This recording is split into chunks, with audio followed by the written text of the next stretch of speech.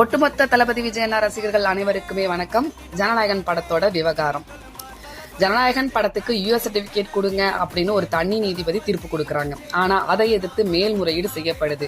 அதுக்கப்புறம் படக்குழு சார்பா சுப்ரீம் கோர்ட்டுக்கு போனா அங்க ஹைகோர்ட்ல வழக்கு நடந்துட்டு இருக்கும்போது இங்க வரக்கூடாதுன்னு தள்ளுபடி செய்யறது மட்டுமல்லாம என்னைக்கு இந்த வழக்கை விசாரிக்கிறாங்களோ அன்னைக்கு தீர்ப்பை கொடுங்க அப்படின்னு சொல்லிடுறாங்க.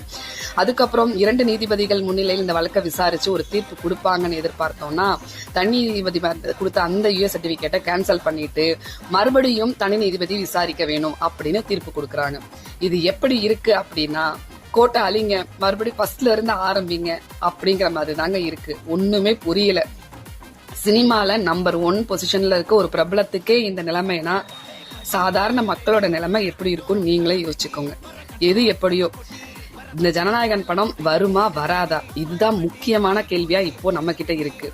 இந்த நிலையில தான் கேவிஎன் ப்ரொடக்ஷன் அவங்க கேஸ வாபஸ் வாங்குறதா அனௌன்ஸ் பண்ணிருக்காங்க. தட் மீன்ஸ் சிபிஎஃப்எஸ்சி என்ன சொல்றாங்களோ அது மாதிரி மறு ஆய்வுக்கு ஜனநாயகன் படத்தை அனுப்புறதா முடிவு பண்ணிருக்காங்க. அவங்க சொல்ற மாதிரி கட்ஸ் மியூட்ஸ் எல்லாம் பண்ணிட்டு படத்தை ரிலீஸ் பண்ணலாங்கிற ஒரு முடிவுக்கே வந்துட்டாங்க. சிபிஎஃப்எஸ்சி சைடு 20 நாள் அவங்களுக்கு டைம் கேட்டிருக்காங்க. சோ அப்படி பார்க்கும்போது February 3rd or 4th வீக்ல இந்த படம் ரிலீஸ் ஆக வாய்ப்பு இருக்கு. ஆனா இதுல இன்னொரு பாசிபிலிட்டியும் இருக்கு. என்ன அப்படின்னா இந்த படத்தை ரிலீஸ் பண்ண விடக்கூடாதுங்கிற ஒரு அழுத்தத்துல தான் சிபிஎஃப்எஸ் இப்படி பண்ணிட்டு இருக்காங்க. சோ அவங்க அப்படி வரக்கூடாதுன்னு முடிவு பண்ணிட்டாங்கன்னா கண்டிப்பா ஏதாவது ரீசன் சொல்லி இழுத்தடிச்சுக்கிட்டே தான் இருப்பாங்க.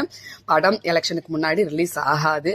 இதையும் இந்த பாசிபிலிட்டியும் நம்ம மைண்ட்ல எடுத்துக்கணும். பட் நம்ம தளபதி சொல்ற மாதிரி நல்லதே நடக்கும்னு நம்புவோம். இந்த படம் ரிலீஸ் விவகாரத்துல மக்கள் தளபதி ரசிகர்கள் எல்லாருமே கோவத்துல இருக்காங்க, வருத்தத்துல இருக்காங்க. ஆனா இந்த வருத்தத்தையும் கோவத்தையும் நீங்க இந்த எலெக்ஷன்ல காட்டுங்க அப்படிங்கிறது தான் என்னோட ரெக்வஸ்ட். சோ இந்த மாதிரியான தளபதியோட அப்டேட்ஸ் தெரிஞ்சுக்கணும் அப்படின்னா நம்ம சேனலை சப்ஸ்கிரைப் பண்ணிட்டு உங்க கருத்துக்கள் என்ன அப்படிங்கறத கமெண்ட்ல